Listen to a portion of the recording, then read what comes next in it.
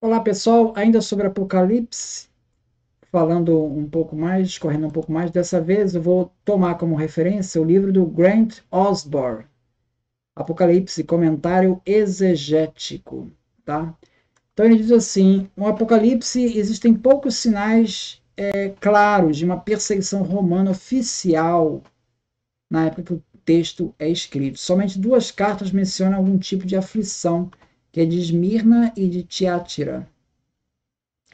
E Filadélfia, talvez, uma situação semelhante. A perspectiva do livro é de que a maior parte da opressão ainda está por vir. Tá? Vários estudiosos questionam as evidências de que se trata de uma perseguição no tempo de Domiciano, ou quem sabe no tempo de Nero, mas de qualquer modo não estamos diante de uma perseguição sistemática do Império Romano. Isso está totalmente descartado, né?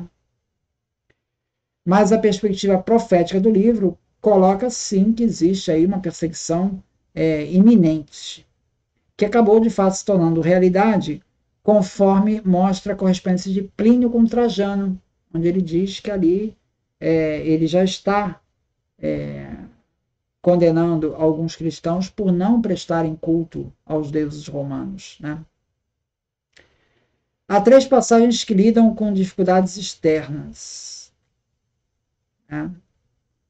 Que é no capítulo 2, versículos 8 ao 11, o capítulo 2, versículo 13 e o capítulo 3, versículos 8 ao 10.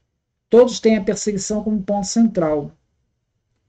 E perseguição também é um tema que vai aparecer muito no Novo Testamento, né? Em Atos dos Apóstolos 24, 5, em 2 Coríntios 4, 17, 1 Tessalonicenses 2, 14, 1 Pedro 2, 20. Então, a própria ênfase do Apocalipse, a questão do sofrimento, é um tema que é um tema importante.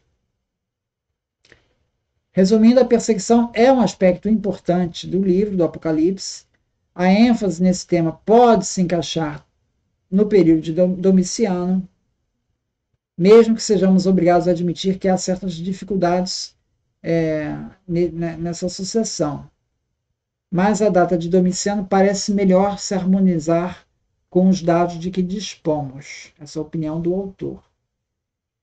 Existe um autor chamado Auni, que ele vai citar algumas justificativas para colocar o texto depois da década de 60, ou até bem depois. Né? Primeiro, Laodiceia teve um terremoto e foi reconstruída em 80.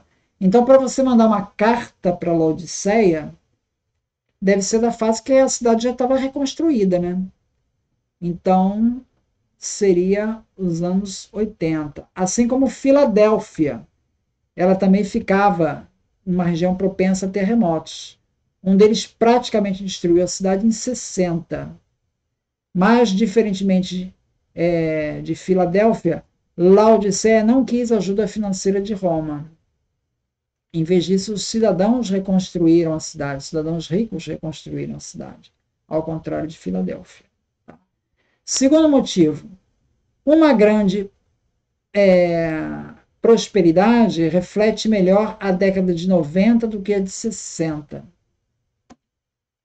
Terceira, a questão a frase não danifiques o azeite e o vinho, aparece em Apocalipse 6,6. Ele remete provavelmente a um edito de Domiciano em 92, pelo qual restringia o cultivo de vinhas na Ásia. Por isso que ele diz, não danifique o azeite e o vinho. Por quê? Porque está faltando, né?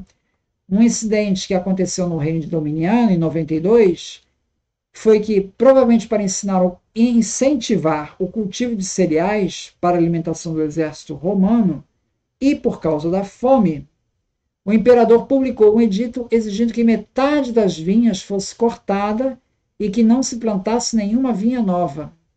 Isso prejudicou grandemente a economia de Filadélfia, pois cereais não eram tão produtivos, já que o solo vulcânico não é particularmente apropriado para esse tipo de safra.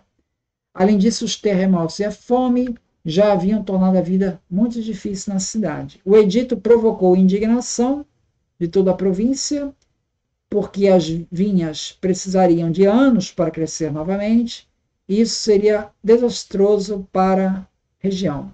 Os laços com o imperador se dissiparam, já que o apoio não trouxera resultados em longo prazo, e agora o edito ameaçava insensivelmente a própria vida da cidade. E uma quarta referência que sugere algo mais, uma data mais tardia, né? É as referências à sinagoga de Satanás.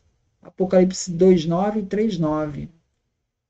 Essa referência tão áspera aos judeus, ela fica mais bem colocada num ambiente de conflitos entre cristãos e judeus que aconteceram já ali no tempo do Domiciano.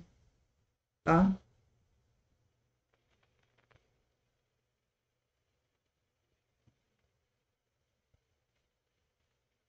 Então, essas são as referências que ele cita para colocar o texto nos anos 80 ou quem sabe aí nos anos 90. Muito obrigado, então.